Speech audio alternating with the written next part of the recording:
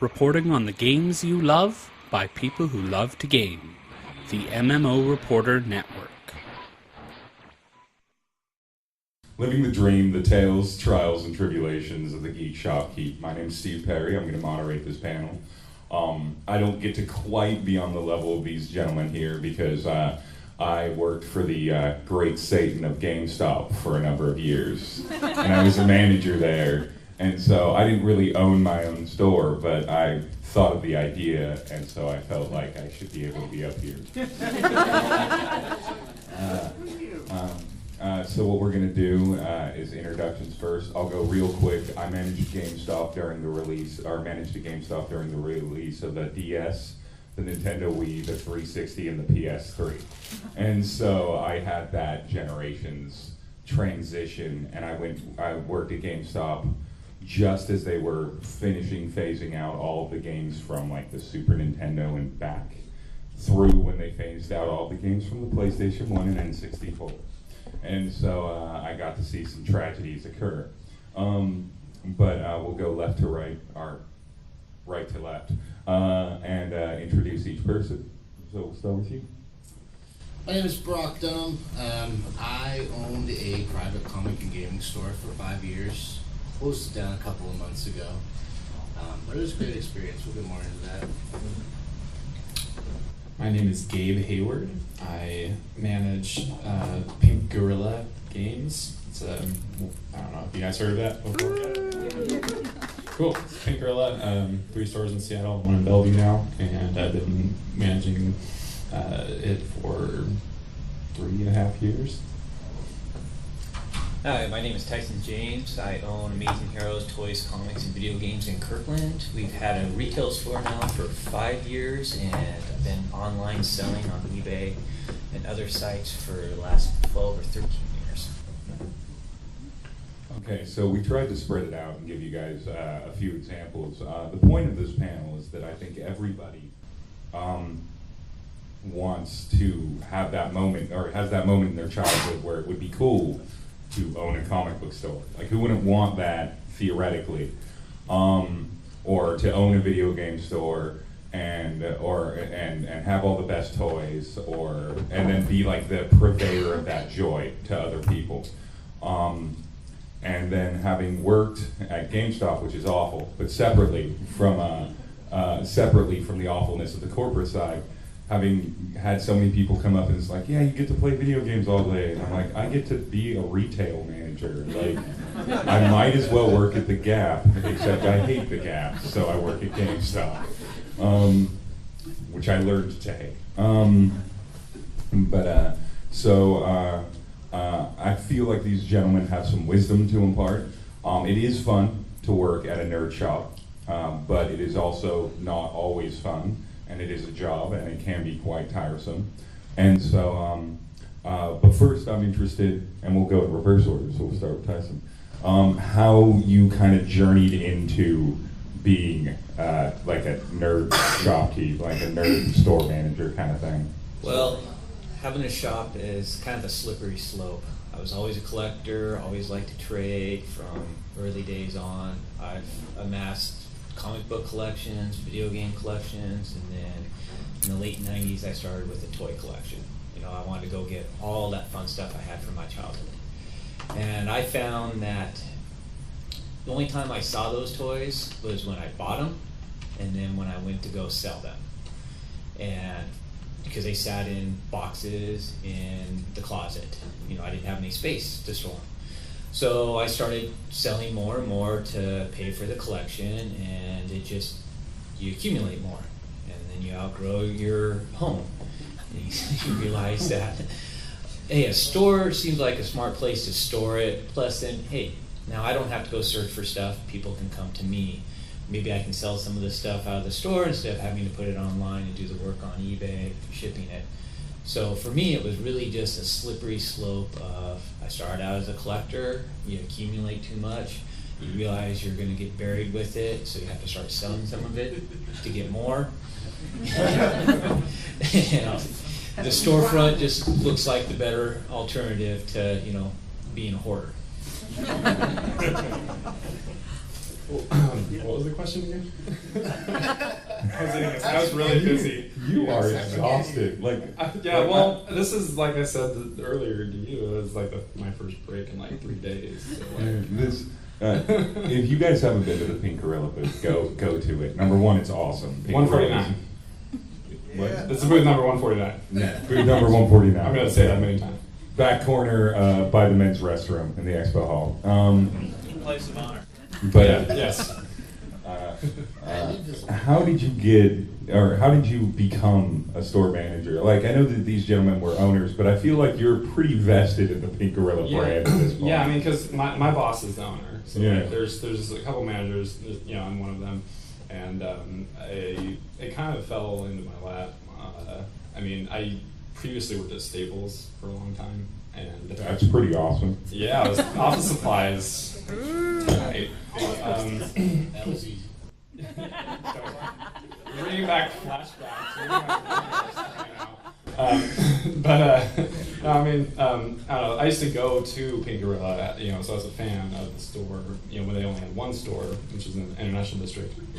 And so, like, I didn't even live in Seattle, so I would go to Seattle, and, like, that's, like, why I would go to Seattle. And so I would go there, and, like, hit up Wajimaya and all this cool place in Chinatown and whatnot, and I hit up Pink Gorilla, and there was, like, usually there's like a really hot girl working there or something, so I would like go in and just pretend I want to buy things, so I could talk to her or something, and then eventually You're like, so I was desperate. And they smelled that desperation and said, we can work him 80 hours a week. Pretty much. No, but really what happened was a couple of friends of mine, actually we started we were doing music stuff at the time, and we ended up like helping them out with some events, doing music and stuff, and then we ended up joining their dodgeball team somehow, and then I don't know, there's kind of a lot of stuff going on. We just kind of like got buddies with with the Pink Gorilla people, and then I volunteered here actually because we at the cons we need extra help for our booth, so I was helping Pink Gorilla out for a couple of years, and then one day they said, hey, do you want a job, because there was opening. So that's kind of like the people helping us out of the booth is kind of like our screen for like see like how good people are working and stuff like that. Yeah, and then as far as escalating to a manager position, that basically just happened. I remember pretty distinctly, like I was driving in the truck, we were picking up a display case or something. I was driving in a truck with my boss, and he said, he like got off the phone, and he's like, well, so-and-so quit. You're quick promotion, you're manager now. I was like, okay. So then all of a sudden I just kind of dropped into this position, and one thing about our company is that we're working in a store. Mostly, we only have one store that actually has any overlap. Most of the time you're by yourself. It's very self-sufficient. You really have to be your own boss, and take it up to the next level. Like if you are not at that level, you have to start to be. So it's like I just kind of dropped into it. It's kind of like pushing a kid into a pool when they can't swim to teach them how to swim, right? Like they just have to do it, and so I have to step up and do it. Well, my story has a lot in common with these guys, and I think it is pretty typical of the industry. You start as a fan, you start as a collector, you start as a passionate hobbyist, and eventually it starts to take up so much space and energy and time in your life. For instance, there was the running joke, I had 8 giant boxes of Magic cards in the closet for years, and my wife was always like, are you ever gonna do anything with all these damn Magic cards? That sounds exactly like your wife. Yeah. And then and I said, yeah, well, maybe I'll open a Magic store someday. Yeah, right. So then... Sounds like such a happy marriage. So supportive, so full of love. It actually is. We're just fun. She was so in for it too when I saw her working there all the time. And you're like, maybe I'll open a Magic store and you'll work there. She had some retail experience. It worked out. I could put her in a register. It's all good. So for me, it was kind of a random, fortuitous, fall in your lap kind of thing, and similar to him, in that there was a guy that was running a magic and comics store in my hometown of Burien. I bet that's right. Yeah. And he'd run it for most of 20 years, and he was running into some problems, whatever. He wanted to close it down. I was like, oh, that's the opportunity. I called up my mom. She loaned me everything she could. We scrapped together enough to get the doors open.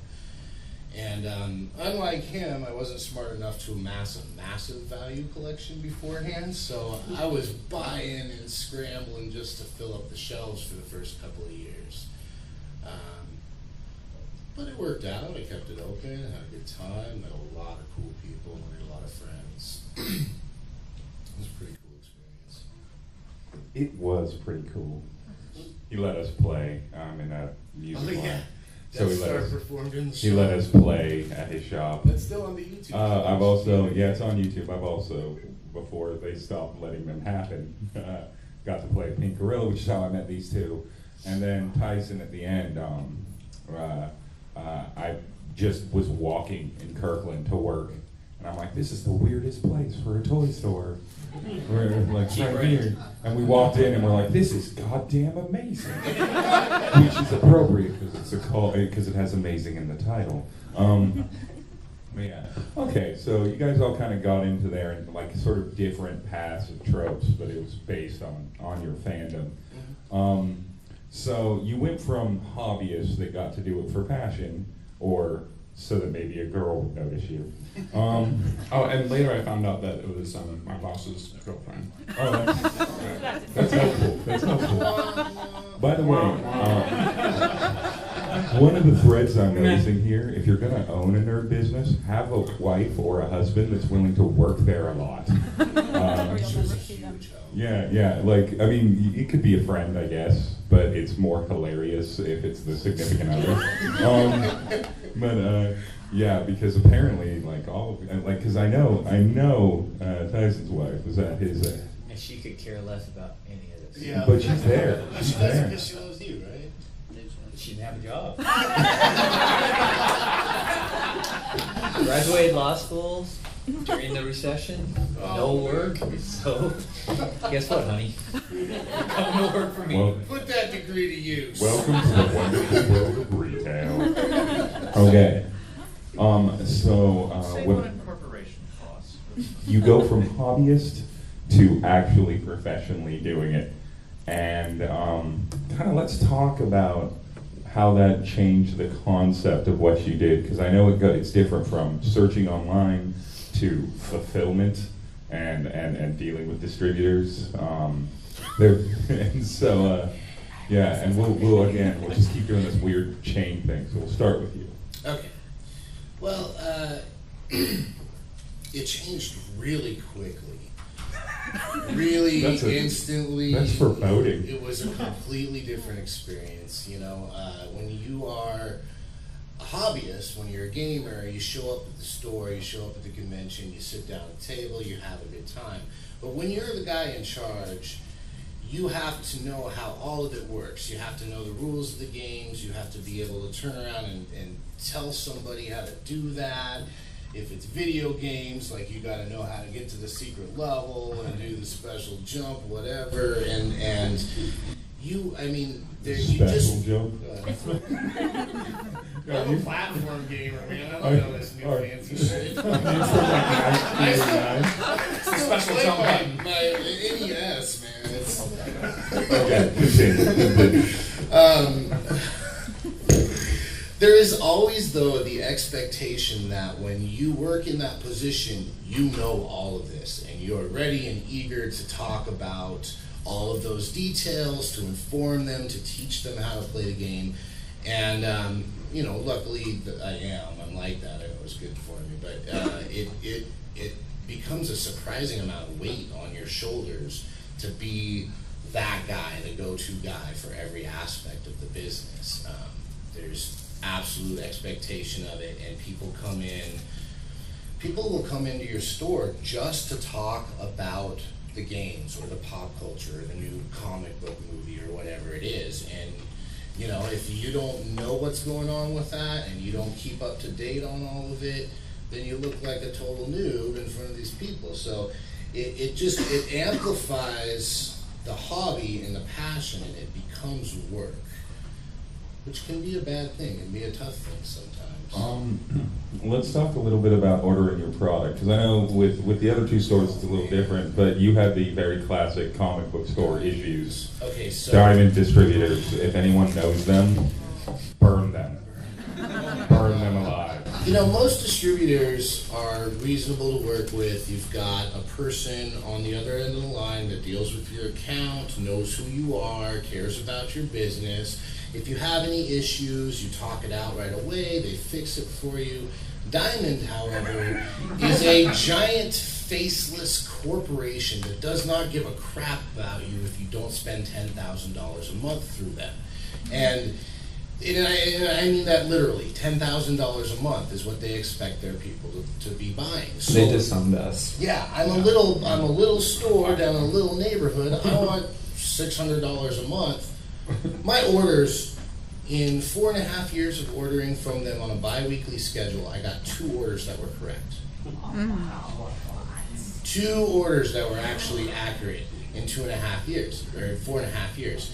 And they would short me on an issue. You know, I have special box orders. People have their box subscriptions in the store. I order one of these because this guy orders it every month. Happens to be the big issue. So some of the other big stores ordered extra. They send my copies to them, send me none, and refund me the price or offer me a second copy. And by this time, it's going to be 3 months later. My customer already went somewhere else and got it. I just lost another customer. So Diamond was actually absolutely the worst aspect of working in the retail comic industry. And then you top it off with the fact that after a crappy discount and full-on shipping, I was paying almost 75% of the retail cost to put a comic book on my shelf. So every $4 comic book, I spent almost $3 on. If you don't sell that, you're screwed. If it comes in damaged, you don't sell it, you're screwed. If they don't send it to you on time, your customer goes somewhere else, you're screwed. So, really, I knew if I brought up Diamond. Current retail comics is really hard to do in a store. I want to step into this because this is one thing where it was two just devils interacting with each other. Diamond doesn't just handle comics.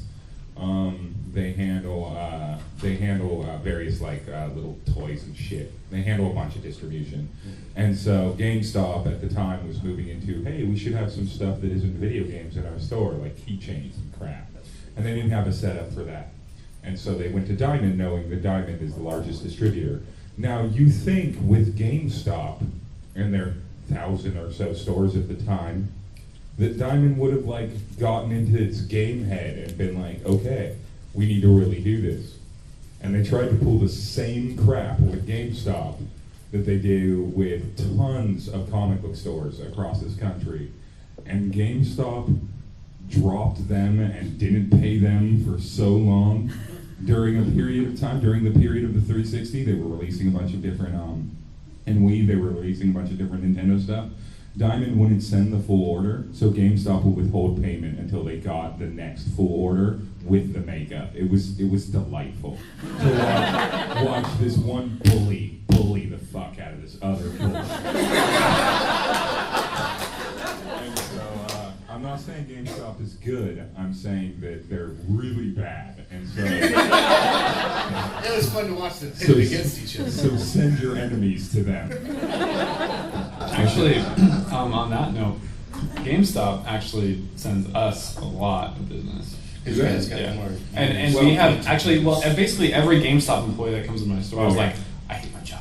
I love this place. And then they go, can I have your flyers to put in my store? And then they Secretly do it under the counter. Well, no, they don't because even they can- secretly do it. Like all their managers are like, "Hey, sweet, Pink Gorilla flyers," and then put them on there, and so but not only is that they're directly sending people to us sometimes by passing our flyers, but they're like but they just send us a lot of business because we just have a lot of stuff they don't have. You guys do more of the vintage. Yeah, because we actually do everything. Like a lot of people don't know this because our original tagline was retro import games, and so we do carry. The point is we do carry those things, but we do also just carry everything else. Yes, the international district is very classic, but like the store, the U District store, and I'm pretty sure the Bellevue store both are All very the stores current really. now at this point. All of them from the beginning have always we've always carried the latest and greatest, newest thing. We got PS3 when it came out.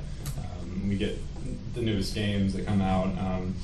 Everything. So a lot of people don't actually know that. They think that we only do imports or we only do retro games, but we actually do the entire gamut of video game console stuff. And so when GameStop has just a few things, just the latest and greatest, we have all that plus everything else. So and also for trades and stuff, when people try to bring in their NES games to GameStop, and they're like We don't touch yeah, The employee is like, I'll buy it from you. Right.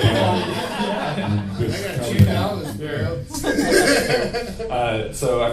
So yeah, a lot of trades, a lot of sales come our way from GameStop. So we like them actually in that sense.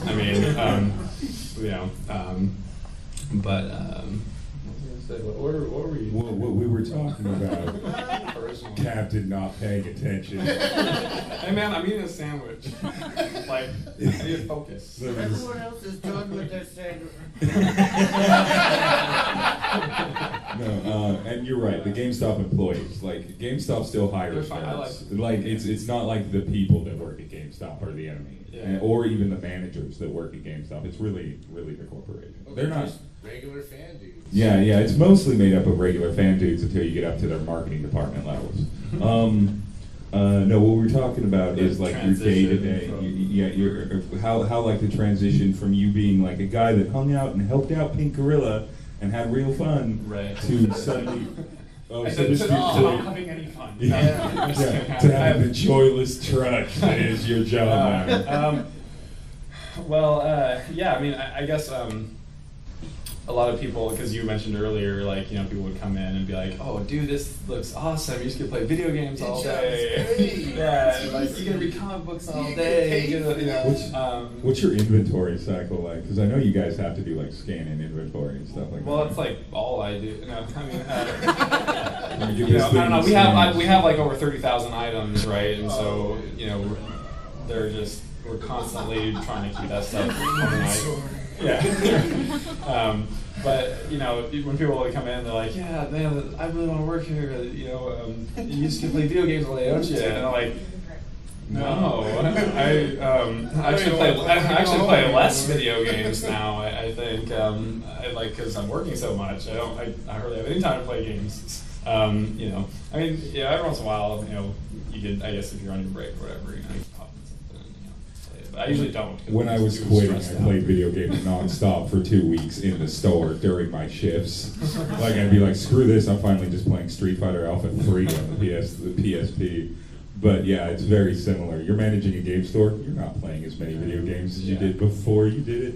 Yeah, which kind of sucks because another thing you were talking about was how you're expected to know everything, right. Sort of like, and people kind of think you do, and it's impossible. First of all, because there's so much. Yeah, I learn something new every day. I thought I knew a lot about video games, but then someone will bring in some strange thing that I've never seen before, or customers chatting about and he something knows all about it. He knows the producer, the guy that wrote the storyline. And that's the weird thing too, is that I'll know through all this conversation and stuff, I'll learn about things, but I don't have time to play them. So I have all this trivia knowledge of this whole backlog of games. But I've never played any of them. What I noticed is that you'd end up having so many conversations about things that the next guy that comes in starts talking to it.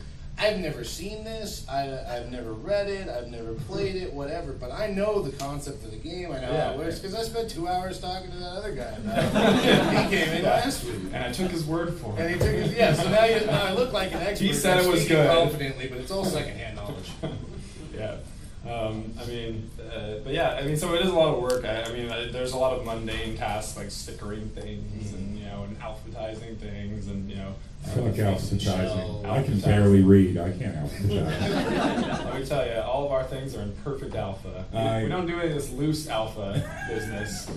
Starts with an M, and sounds like M. Let's just put it next to each other. Yeah, and we put a comma and the after the end instead of starting it. You guys are fancy. I know, right? No, actually at our booth, everything's not alphabetized whatsoever. So you go to booth 149, nothing is alphabetized. You just have to look for it. We did that on purpose. Actually, I just didn't want to have the alphabetizing before. But in our stores, everything is very clean, pristine. Clean and pristine.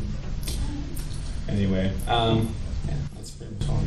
Let's talk about you as a collector, because toys to me, like video games and comic books and board games and magic cards, these are all things that I feel like don't have to have the level of knowledge, but I feel like a really serious toy collector has to have like just ridiculous knowledge just to be a fan and a hobbyist. And so, was it the same transition? Well, actually, I disagree. Video games, comics, you definitely need to know what's going on, especially when you're buying, because guy brings in a big box of comics. You can't go by the Overstreet guide. You have to know what is hot. Like for instance, first appearance of Spider-Man, that sells for about 25% more than guide. So if you sit there and you make them an offer based on guide, it's actually a pretty damn insulting offer. So you have to know what's hot. Everybody knows the Guardians of the Galaxy movie's coming out. Well, the first appearance of Rocket Raccoon, Incredible Hulk 271, that was sitting in dollar bin until they made that announcement. Now that's a $30 book. So you need to know, you be on top of these things to just be able to buy and be educated in what you buy. But the toys, that's also a different beast. Comics are contained within basic comics, but toys, you've got all different genres. You need to know Transformers, G.I. Joes, Masks, Star Wars. You need to know what accessories go with what. You need to know what are the pieces that break on the toys. Hell, the Transformers, you need to know how to transform. Because a lot of times they come in and it's just become a tank? Yeah. It's just a blob, and you have to put it back together. And so you need to be able to look it over real fast and know, oh, nah, that's damage there. Because there are certain places that break real easily. You may not know it, but trust me, most of the time the guy that's buying it's going to know exactly. He's going to go right for that hinge and look.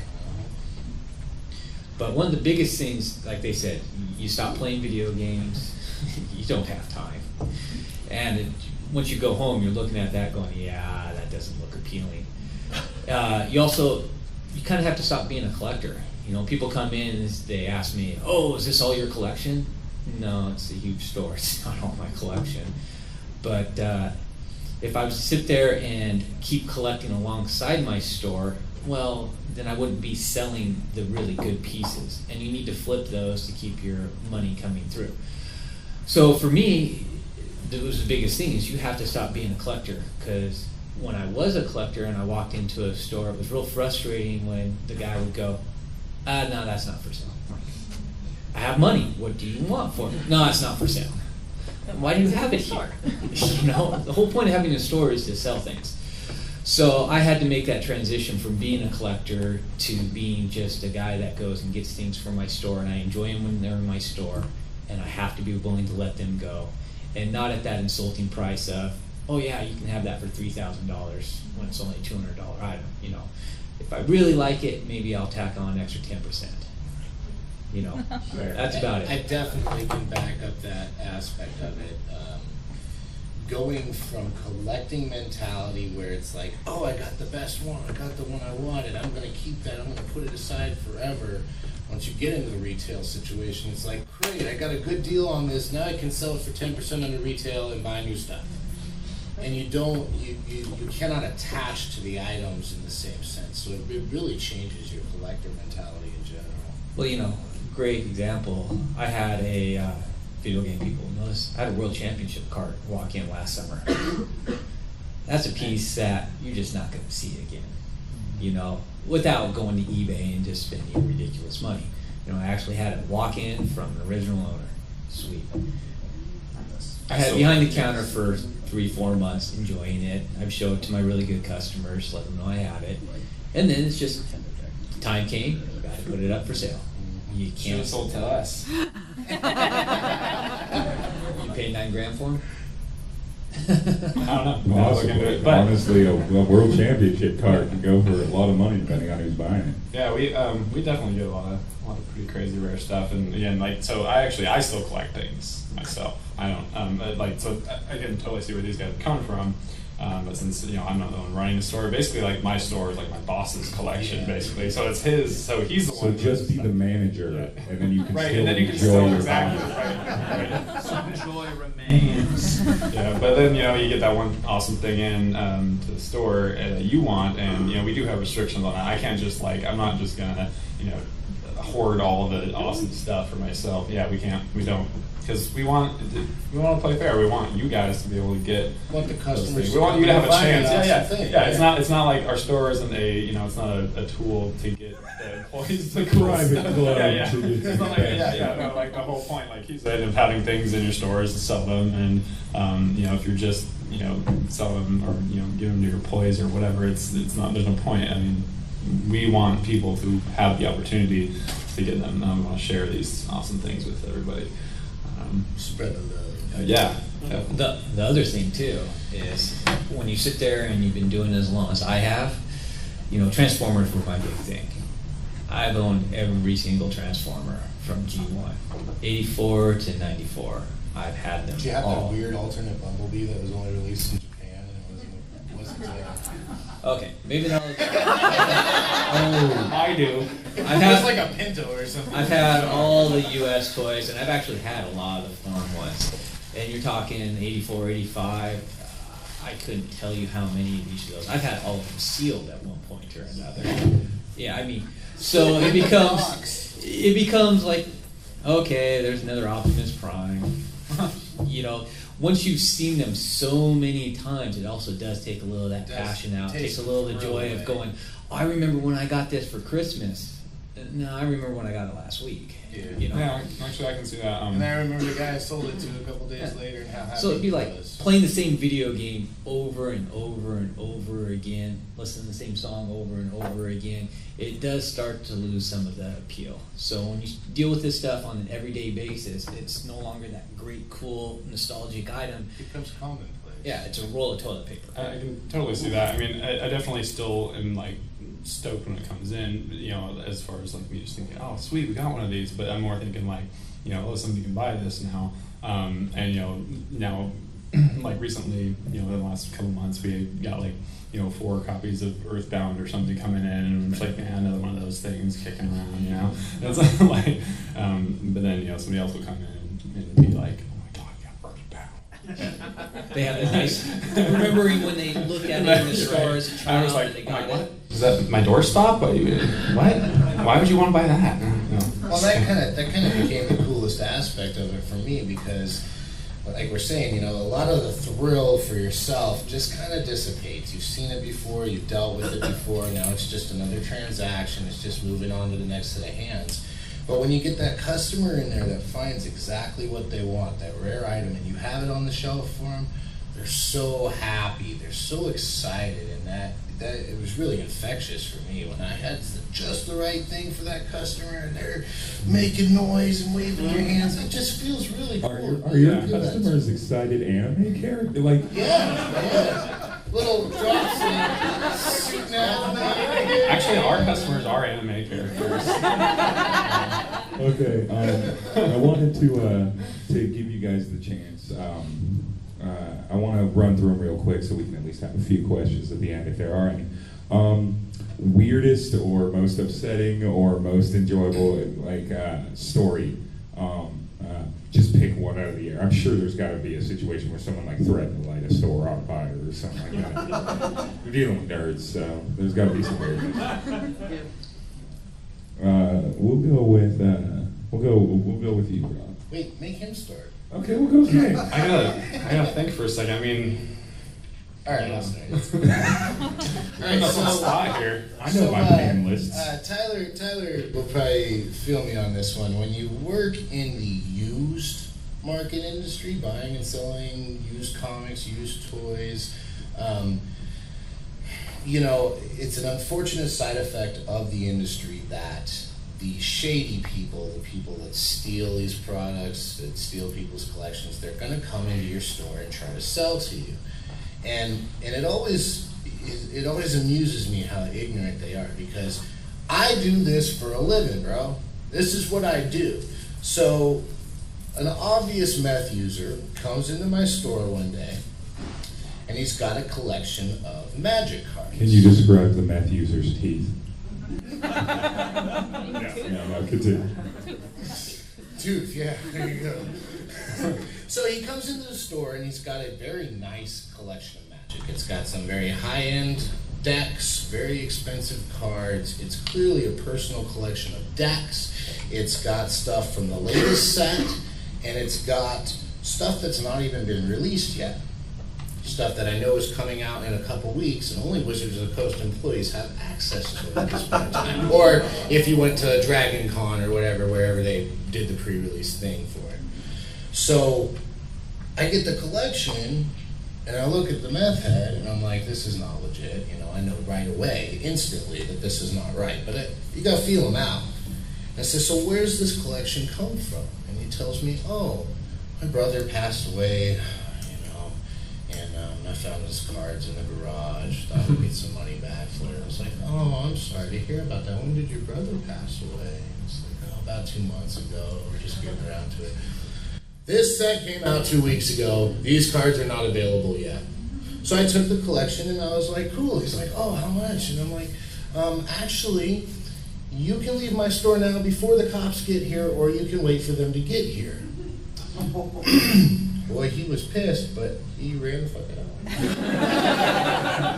Oh, but then, luckily, one of my good customers, Doug, you know Doug, Doug's like, man, I think I saw something about a collection on Craigslist. Look it up. Sure enough, the guy just got his car broken into the day before, had his collection stolen, so I call him up. I'm like, hey man, found your cards. He's like, what'd you pay for them? I said, nothing, they were stolen. I'm not gonna pay for stolen stuff.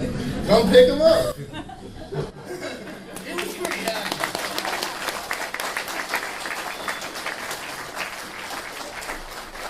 So that's kind of the best Amber story, you know? I'm similar. I mean, like, I don't know, like, talking about sketchy people. Yeah. I mean, Sketchy people all day long. I mean, that's like a daily occurrence. Yeah. Like, you know, for in the U district. Whoa, in the U district? Really? So, well, yeah. I mean, yeah, you get, well, because you get the people who come in with like things that they want to trade in that have like all the, for some strange reason, all the like the little hang tabs are all broken or cut at the top. I'm like, what's going on with this thing? How come you didn't open this, but you like? And then you know, they'll come with all these sealed games, all these strange things, and that look very obviously stolen. But you have that, but then you also have like people who will steal from you, right? And then, they'll steal something from you. Does this look like Home Depot? And then they'll bring it back. Like this one guy, he like took I didn't get to him. You know, I witnessed him, you know, steal like a memory card or something, but I didn't. I wasn't able to do anything about it at the time. He had like ran off, right? But he came back the next day with it to trade it back into me. And so, like, you know, you get just, I don't know, all kinds of. Did you take her just because of the balls? You're like, sir, you are a jackass, but this is amazing. I'll give you the $1 that this memory card is worth. I think I just called the police. Yeah. That was probably the right Bring choice. back what you stole. Yeah, thank you. Don't steal from local retail stores. It's ridiculous. Steal from the internet. That's where stealing belongs. Well, get in the wall.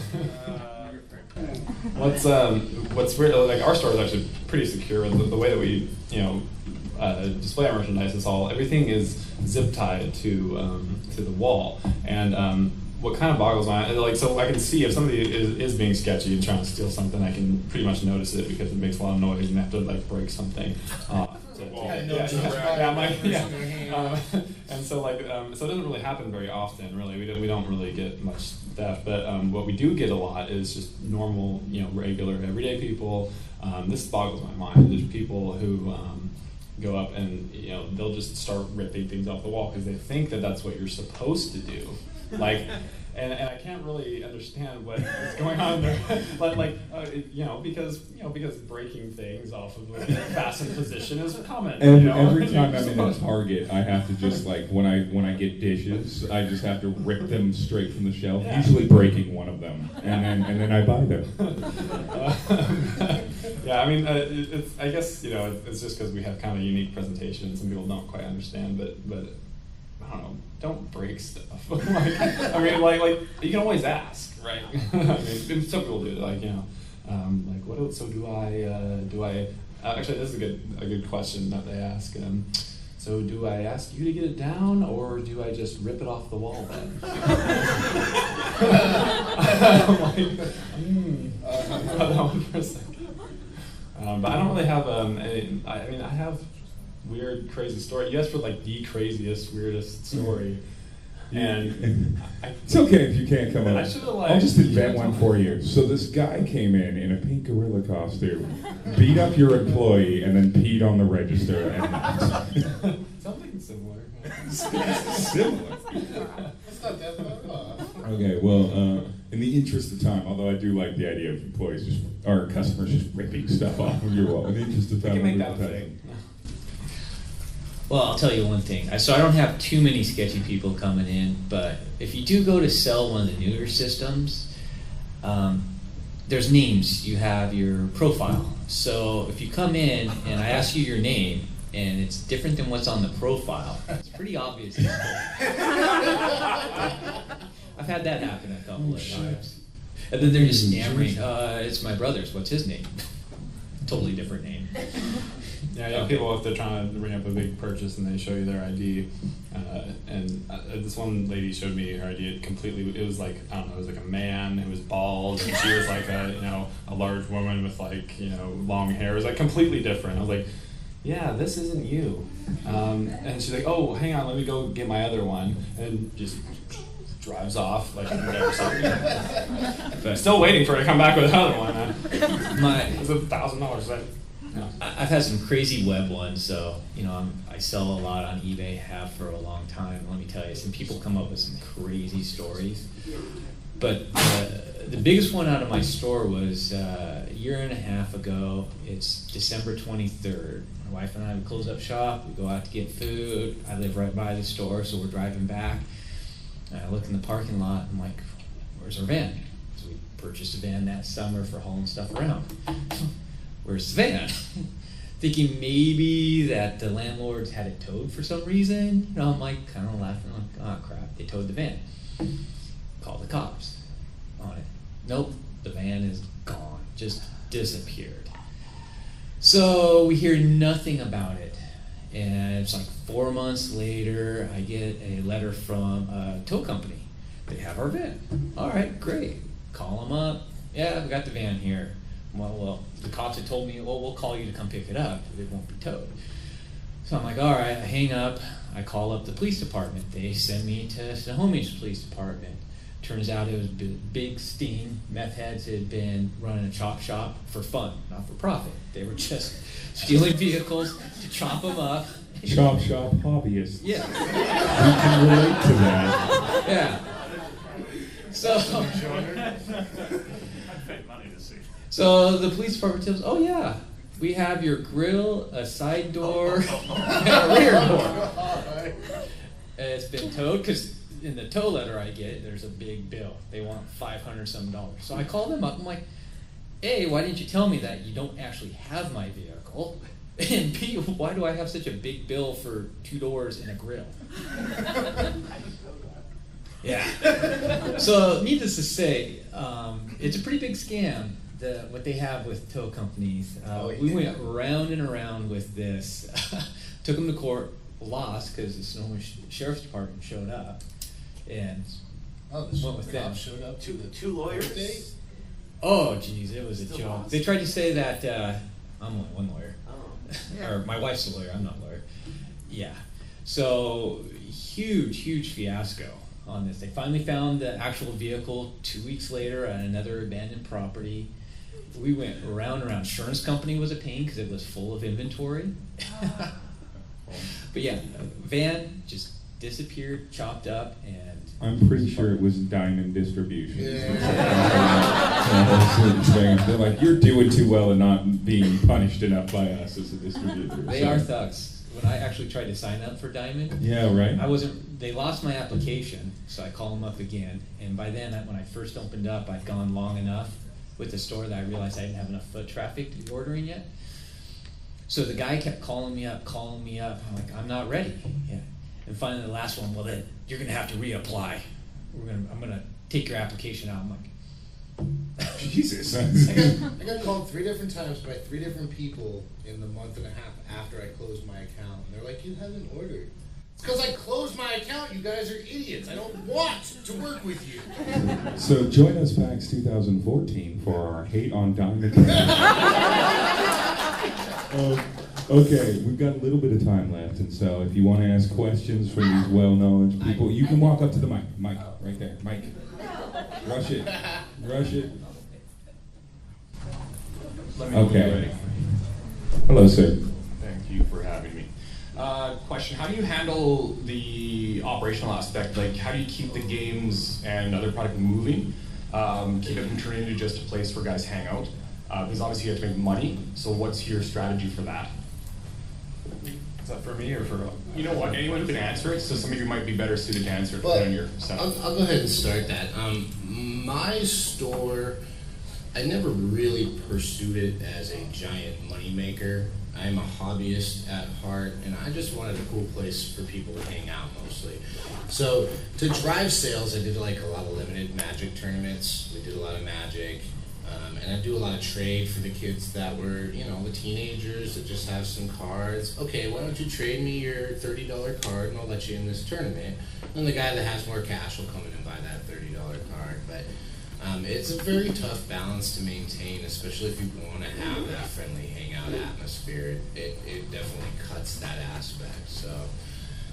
Yeah, I mean, like, well, for us, it is really. I mean, we do have a lot of expenses and employees to pay and things, so we really do have to make do our best to move the product. And so I guess just the most important thing about that is just when we get trade-ins and things, we're just moving it to the floor immediately, getting it in sight, doing our best to sell things, and we don't really have a whole lot of.